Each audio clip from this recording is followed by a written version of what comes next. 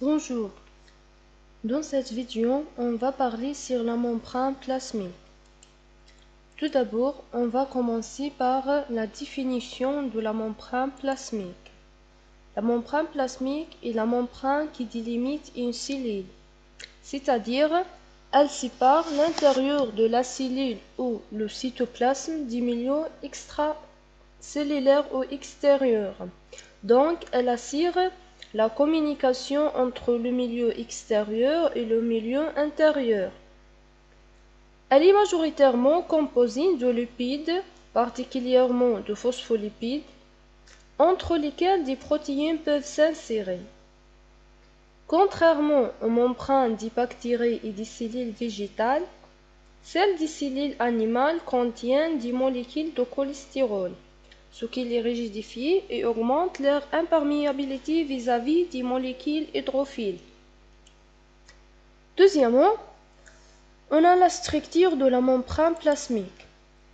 La structure de la membrane plasmique est indétectable qu'au microscope électronique, sous la forme de 3 couches ou 3 feuillets, 2 feuillets denses séparés par un feuillet clair, ce qui montre le schéma suivant. Un schéma présente la membrane plasmique sous le microscope électronique.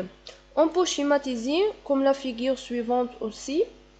2 couches, chacune de 2 nanomètres, 2 couches sombres, séparées par une couche de 3 nanomètres, c'est la couche claire.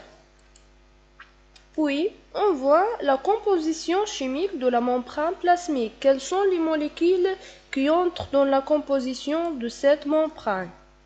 On a 3 molécules principales qui sont les protéines de 60%, les lipides 40% et les glycides de 2%. En commençant par les protéines.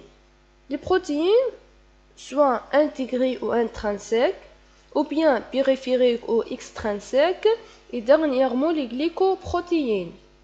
Les phospholipides sont classés aux les lipides sont classés aux phospholipides de 55%, les cholestérols de 25% et les glycolipides qui fait 20%. Le dernier constituant chimique de la membrane plasmique sont les glycides, soit des glycides liés aux protéines. On a donc les glycoprotéines, ou bien des glycides liés aux lipides, ce sont les glycolipides.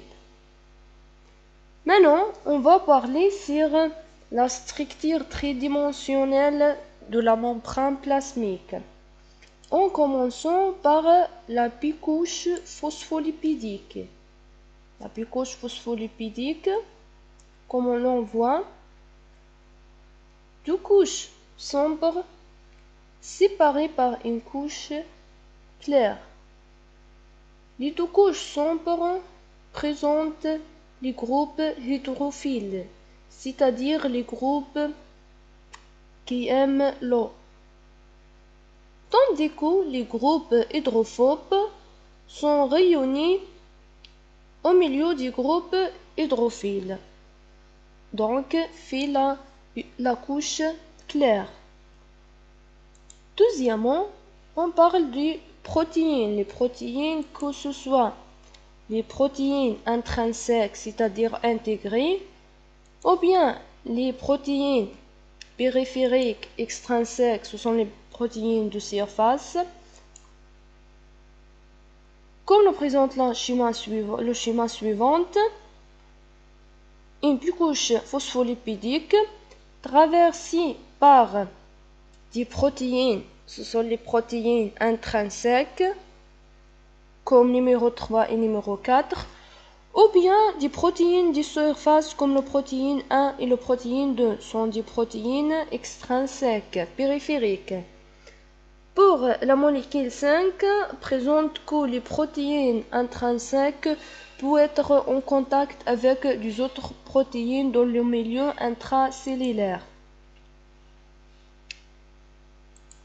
Le dernier composant, ce sont les glycides. Les glycides, on a 2 types, glycolipides et glycoprotéines, comme le montre le schéma. Les glycoprotéines sont des groupes glycides liés avec les protéines, ou bien les glycolipides des glycides liés avec les lipides membranaires. Le dernier composant des lipides, les lipides membranaires, sont le cholestérol. Le cholestérol qui joue un rôle de la rigidité membranaire. Ce sont toutes les compositions chimiques. Merci pour votre attention et au revoir dans une autre vidéo.